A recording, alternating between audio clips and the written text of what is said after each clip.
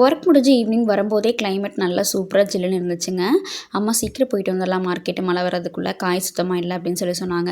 So அதனால market வந்து காய் வாங்கிட்டு வந்தாச்சு. வந்ததுக்கப்புறம் கிளைமேட் அப்படியே தான் இருக்கு. மழை வந்து வரவே இல்ல. ஸோ சூப்பரா காத்தடிச்சிட்டு இருந்துச்சு. கொஞ்ச நேரம் வெளில நின்னுட்டு அப்புறம் அப்படியே வந்துட்டு நானும் உள்ள வந்தாச்சுங்க. ஃப்ரெஷ் ஆயிட்டு வந்துட்டேன். அதுக்கப்புறம் அம்மா காயெல்லாம் வந்து எடுத்து வச்சுட்டு இருந்தாங்க. நைட்டுக்கு வந்து மாவு இருந்துச்சு. தோசை ஊத்தி தேங்காய் சட்னி அரைச்சுக்கலான்னு தான் அம்மா தான் தேங்காய் சட்னி ரெடி பண்ணிட்டு இருந்தாங்க. தேங்காய் சட்னி கூட எப்பவுமே கொஞ்சமா இஞ்சி போட்டு அரைப்பாங்க அம்மா. ஸோ அதனால டேஸ்ட்டு சூப்பரா இருக்கும். சைடில் அப்படியே தாளிச்சிட்டு அதுக்கப்புறம் நான் அப்படியே பார்த்தீங்கன்னா தோசை ஊற்றிட்டு இருந்தேன். முட்டையும் எனக்கு வீட்டில் இருந்துச்சுங்களா, ஸோ முட்டை தோசை ட்ரை பண்ணலாம் அப்படின்னு சொல்லிட்டு தான் ஒரு பிளானு. அதுக்கப்புறம் நான் வந்துட்டு இது நாள் வரைக்கும் முட்டை தோசை வந்து ஊற்றினதே கிடையாதுங்க. ஸோ மாவு வந்து ஒரு அரை வேக்காடு வெந்ததுக்கப்புறமா முட்டையை உடைச்சு ஊற்றிட்டேன்.